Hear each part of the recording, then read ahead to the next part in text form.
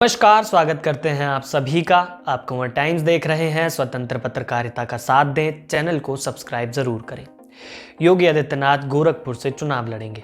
योगी आदित्यनाथ, जिनको मथुरा से चुनाव लड़ने के लिए कहा जा रहा था, ऐसी खबर न्यूज चैनल्स में चल रही थी। खबर आई कि योगी आदित्यनाथ तो गोरखपुर से चुनाव लड़ने वाले हैं। इसके साथ एक और बात चर्चा में आई। दबी आवाज में सुर्खियों में यह कहा गया राजनीतिक गलियारों में कि क्योंकि नरेंद्र मोदी नहीं चाहते हैं कि योगी आदित्यनाथ मथुरा से चुनाव लड़े, इसलिए योगी आदित्यनाथ चुनाव लड़ रहे हैं गोरखपुर से। पर सवाल उठता है, ऐसा क्यों? दरअसल कुछ दिन पहले से खबरों में, मेन स्ट्रीम मीडिया में दबाकर यह खबर चल रही थी कि योगी आदित्यनाथ मथुरा से चुनाव लड़ेंगे। इसी फिरिस्त में कई ऐसी हेडलाइंस आई जिसने इस बात का माहौल बनाने में खूब जमकर सहयोग किया। मसलन ये कि योगी आदित्यनाथ लड़ेंगे मथुरा से चुनाव, मसलन ये कि काशी में मोदी, मथुरा में योगी। लेकिन भारतीय जनता पार्टी ने अपनी लिस्ट निकालने के साथ ही प्रत्याशियों की ये फाइनल किया कि योगी आदित्यनाथ मथुरा से चुनाव नहीं लड़ेंगे, वो लड़ेंगे गोरखपुर से चुनाव। इसी ऐलान के बाद अखिलेश यादव ने प्रेस कॉन्फ्रेंस में इस बात पर चुटकी भी ले ली। अखिलेश यादव ने कहा कि अच्छा हुआ वो गोरखपुर चले गए, उनको जाना तो था ही, मुख्यमंत्री वो अब नहीं बनेंगे, पार्टी ने उन्हें पहले ही गोरखपुर भेज दिया। अपनी प्रेस कॉन्फ्रेंस में अखिलेश यादव ने एक बात और कही।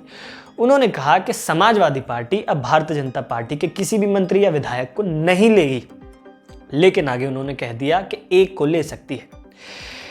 बिना नाम लिए इस बात को राजनीतिक गलियारों में यह कहा जा रहा है कि उनका इशारा था राधा मोहन दास की ओर। राधा मोहन दास, जिन्होंने चुनाव लड़ा था गोरखपुर से, 2017 में विधानसभा चुनाव लड़ा था। समाजवादी पार्टी उनको अपने में खेमे में लेकर योगी आदित्यनाथ को चुनौती देना चाहती है। योगी आदित्यनाथ ने गोरखपुर सीट क्यों चुनी, वो भी जान लीजिए। दरअसल 1970 के बाद से आज तक गोरखपुर सीट भारतीय जनता पार्टी का मजबूत गढ़ रहा है। 2002 को निकाल दें तो आज तक भारतीय जनता पार्टी का कोई कैंडिडेट यहां से नहीं हारा है। लेकिन ये भी कहा जा रहा है कि क्योंकि जनता योगी आदित्यनाथ से काफ़ी नाराज़ है, व्यापारी नाराज़ हैं, दबे कुचले, वंचित, दलित, अन्य लोग नाराज़ हैं, तो योगी आदित्यनाथ उस सीट से हार सकते हैं। अब आते हैं मूल सवाल पर कि क्या नरेंद्र मोदी नहीं चाहते कि योगी आदित्यनाथ मथुरा से चुनाव लड़े, और ऐसा क्यों? दरअसल इसकी दो वजह हैं, हाँ में भी और ना में भी इसका जवाब है। ऐसा इसलिए, पहली वजह, यदि योगी आदित्यनाथ चुनाव जीत जाते हैं मथुरा से, तो मथुरा से योगी आदित्यनाथ का नाम जोड़ दिया जाएगा और अयोध्या से भी उनका नाम जुड़ सकता है। इसके बाद राम मंदिर बन रहा है, इसका श्रेय योगी आदित्यनाथ के साथ जोड़ा जा सकता है यदि योगी आदित्यनाथ जीत जाते हैं और भारतीय जनता पार्टी भी सत्ता में आ जाती है। नरेंद्र मोदी नहीं चाहते हैं कि राम मंदिर का श्रेय उनके अलावा कोई और ले। वो चाहते हैं कि राम मंदिर से सिर्फ नरेंद्र मोदी का नाम जोड़ा जाए, पहली वजह।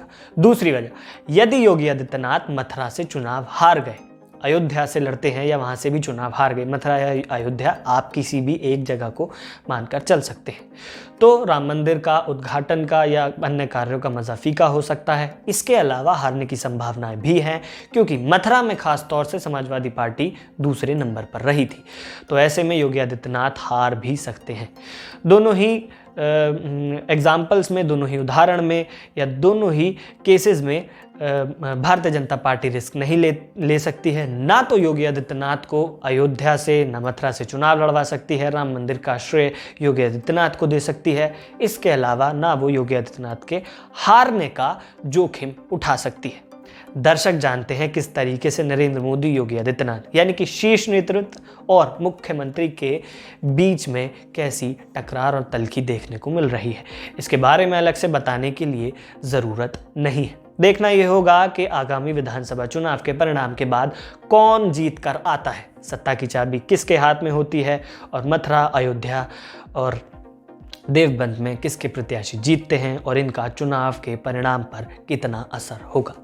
बाकी आप इस फैसले के बारे में, इस वीडियो के बारे में क्या सोचते हैं, कमेंट कर ज़रूर बताएं। दर्शकों की राय हमारे लिए बहुत महत्वपूर्ण हमेशा से ही होती है। नमस्कार।